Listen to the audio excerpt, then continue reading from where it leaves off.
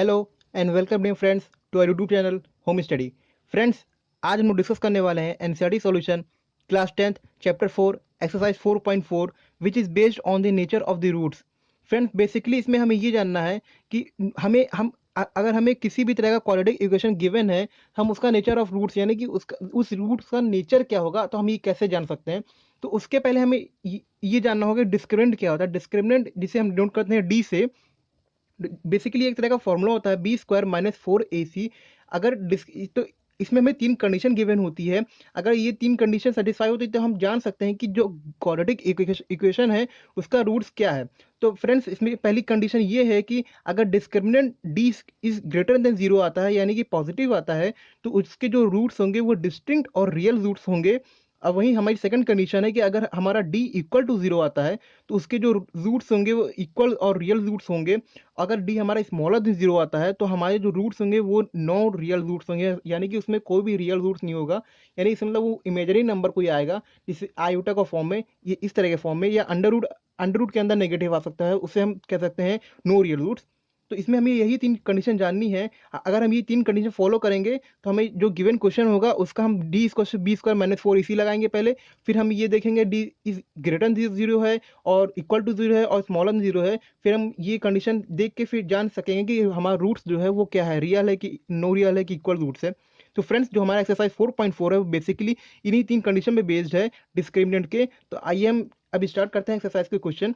तो हमारा पहला क्वेश्चन है find the nature of the roots if the real roots exist find them. यानी कि हमें जो गिवन क्वेश्चंस दिए हैं उसमें हमें नेचर ऑफ रूट्स फाइंड करना है। और क्वेश्चन में बताया गया है कि अगर उस रूट्स के अगर वो रूट्स रियल हों तो वो हमें रूट्स फाइंड भी करने हैं अगर एग्जिस्ट करते हो तो हमारा जो फर्स्ट क्वेश्चन दिया, सॉरी, वो है 2x² minus 3x plus 5 equal to zero. तो पहले इसे हमें ax² plus bx plus c से कंपेयर करना पड़ेगा। फिर हम उसको कंपेयर करने के बाद यहाँ से हम a और b और c की वैल्यू निकालेंगे। तो हमारी कंपेयर करने के बाद जो a b c की वैल्यू आ रही है वो हमारी आई है a equal to 2, b equal to -3 और c इक्वल टू 5। फिर अब हम इसे डिस्क्रिमिनेंट वाले फॉर्मूले यानी कि इस वाले फॉर्मूले में पुट कर देंगे। तो हमारा d यहाँ से आ जाएगा d equal to B square minus 4ac। तो हम यहाँ पे b और a और c की वैल्यू पुट करेंगे तो हमारा आएगा 9 माइनस 40 यानी कि -31।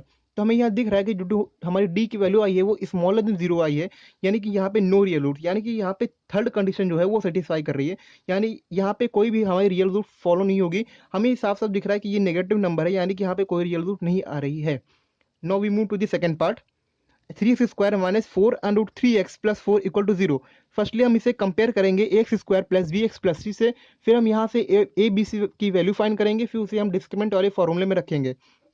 तो ये कंपेयर करने के बाद जो हमारी ए बी सी की वैल्यू आ रही है वो हमारी आ रही है a equal to 3, b equal to -4√3 and c equal to 4। Now we put the values of the a b c in the formula of the discriminant d equal to b square minus 4ac।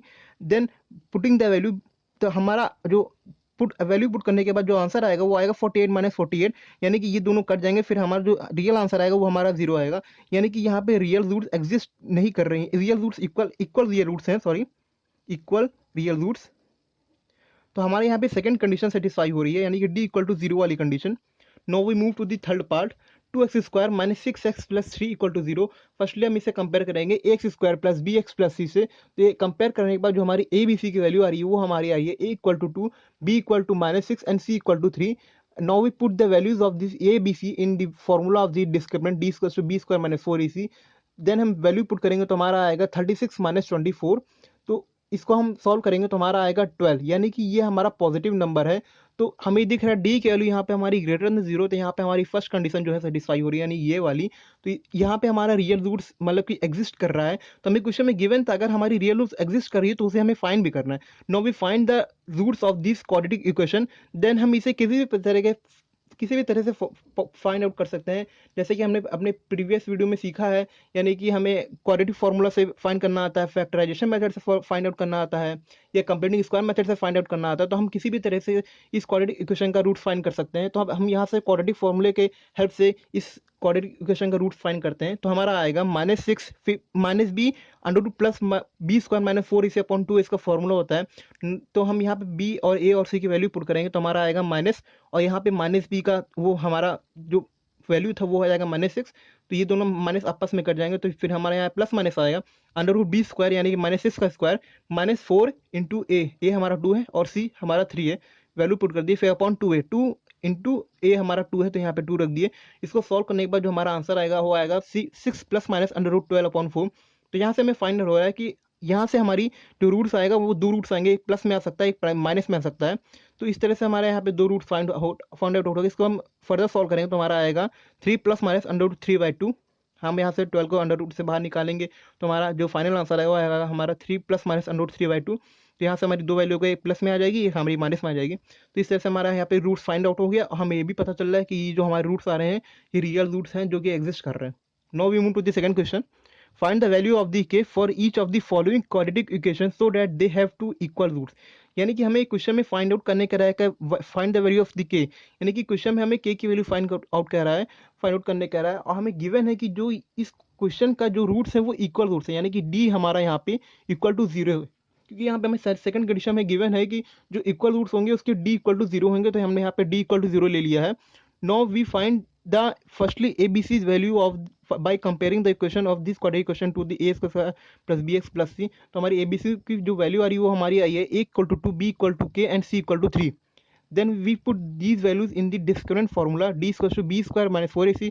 b हमारा था k और -4 into a हमारा था 2 और c हमारा 3 था, तो इसकी हम वैल्यू पुट कर देंगे तो हमारा जो इक्वेशन बनेगा वो हमारा बनेगा k² - 24। तो ये हमारा d आया और हमने क्या अज्यूम किया कि d = 0 है।